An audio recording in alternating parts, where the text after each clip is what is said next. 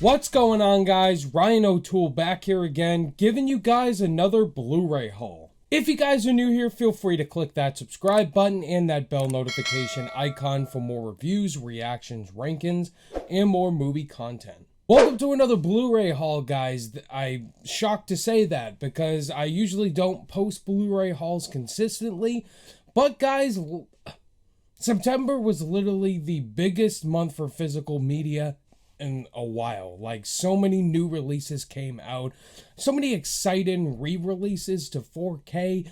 Guys, we got a lot to go through. There's some steelbooks in here I'm excited to show off to you guys, and you guys know how these go. Let me know down below in the comments what Blu-rays you guys picked up this month in September. Let's discuss it in the comment section below. First up, we have a steelbook for My Neighbor Totoro, which is a Studio Ghibli movie. Now, if you saw my recent video, my top 10 movies I shockingly have never seen, I mentioned that I haven't seen a majority of Studio Ghibli's movies. Studio Ghibli's a well-renowned animation studio, and many people love their movies. And My Neighbor Totoro is a film a lot of people love. I'm excited to add it to the collection. I like this steelbook a lot. I know that big bunny creature is iconic, and it's the logo for Studio Ghibli.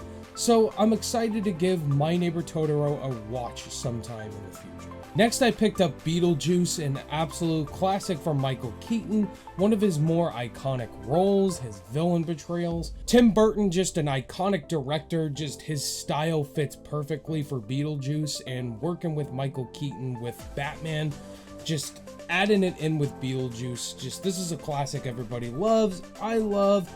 It's very over the top and just iconic, and Michael Keaton as Beetlejuice, just iconic. The Shawshank Redemption got a 4K release this month, and I got the steelbook. I had to get the steelbook. You guys know The Shawshank Redemption is one of my favorite films of all time, an absolute masterpiece of cinema, and I definitely had to pick it up on 4K. This is one of the greatest films ever made. Have not watched the 4K restoration, but I watch this movie pretty much every year. You guys know I love it. If you have not seen Shawshank Redemption, what are you doing? Next, let's get into some new releases. First, I got Nobody, starring Bob Odenkirk, Better Call Saul himself. This movie was a total blast. Nobody was just this John Wick style action movie that was just had this simple premise to it, and Bob Odenkirk should play this character in a potential sequel or potential sequels. I'd love to see a crossover with John Wick, Keanu Reeves himself. Who would ever thought that Bob Odenkirk, who's well known for playing Saul Goodman in Breaking Bad and Better Call Saul, would be this badass action hero? And he was just awesome in here, and I really had a blast with Nobody. Are you Team Kong or Team Godzilla? Godzilla versus Kong. You guys know I'm Team Kong. And Godzilla versus Kong, just that macho monsterverse, just kaiju battle movie like we all wanted. And it was just a really short movie, but just gave us everything what we wanted. Godzilla versus Kong sets up for future for the monsterverse, and I just enjoyed this dumb, stupid, fun, awesome monster brawl. Cruella was this really interesting depiction of Cruella de Vil. It was this character study / origin story, and Emma Stone as Cruella de Vil was really great. I love Emma Stone as Cruella, and I just love this origin story of how Cruella de Vil became who she is today, and her relationship with Horace and Jasper in here was probably the best part about it. And of course, I can't forget about Emma Thompson, just is a icon in here. She probably is my favorite in here. There is going to be a Cruella sequel. I don't know if it's necessary, but okay, I'll get another twirl at this world. F9, Fast and Furious 9. You guys, if you saw my review for this movie, I went to an early press screening, and I was just really done with this franchise. This movie was so dumb and stupid and WTF. I just did not like this movie, just being 100% honest. I am pretty much done with the Fast and Furious franchise. I'll take another Hobbs and Shaw sequel, but the final Fast and Furious movie, whatever they're doing, F10 and 11, splitting them up or doing it in 2 parts, I don't know what they're doing.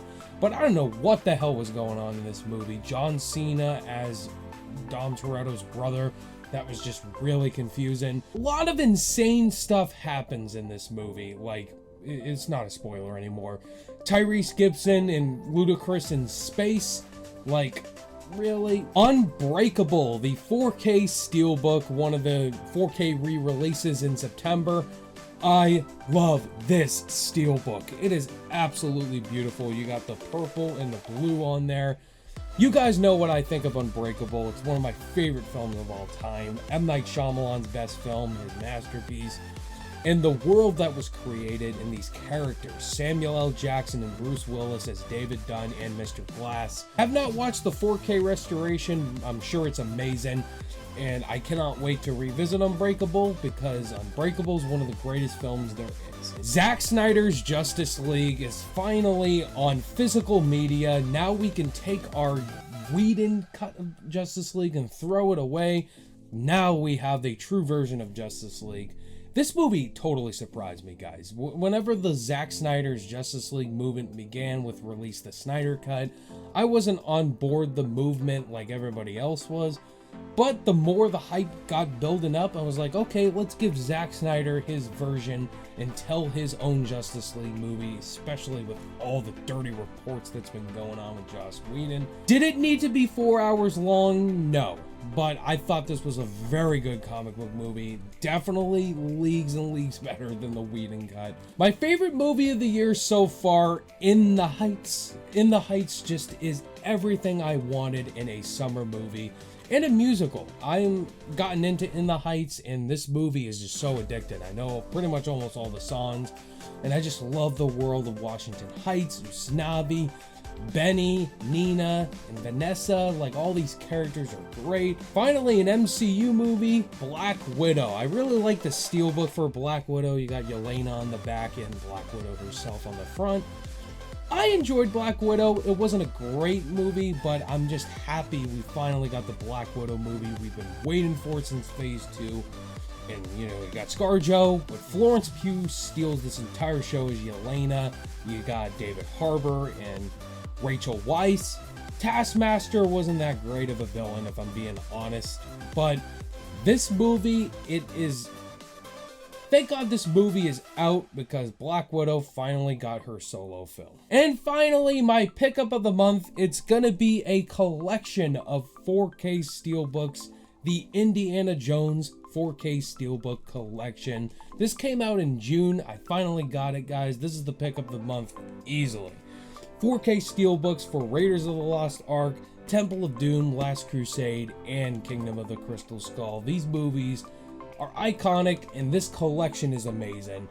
Cost a bit of money, but I'm happy I finally own these in the collection. There you have it, guys. That was my Blu-ray haul for September 2021. I wanted to give you guys an updated one because this was the biggest month for physical media by far. Let me know what you guys picked up last month. Look forward to more reviews this week, guys. Thank you so much for watching this video. All my social media links are in the description below, and I'll see you guys in the next video. Bye!